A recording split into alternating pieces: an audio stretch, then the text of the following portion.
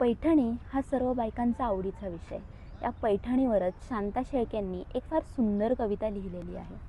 कविता अशी आहे: फडताळात एक गाठोडे आहे, त्याच्या तळाशी अगदी खाली जिथे आहेत जुने कपडे, कुंचा टोपडी शेले शाली, त्यातच आहे घडी करून जपून ठेवलेली एक पैठणी. नारळी पदर जरी चौकडी, रंग तिचा सुंदर धानी.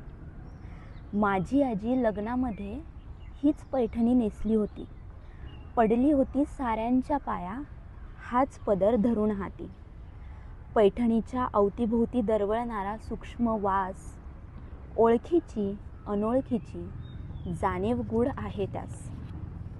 धूर कापूर उदबत्त्यांतून जळत गेले किती श्रावण, पैठणीने जपले एक तन एक मन.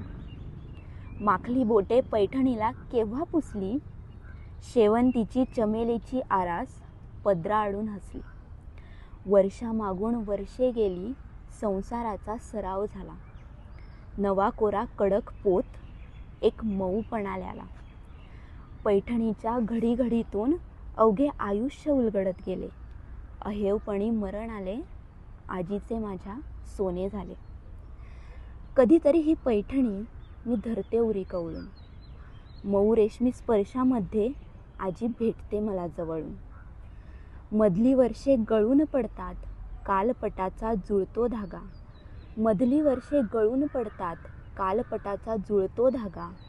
पैठणीच्या चौकड्यांनो आजीला माझ्या कुशल सांगा.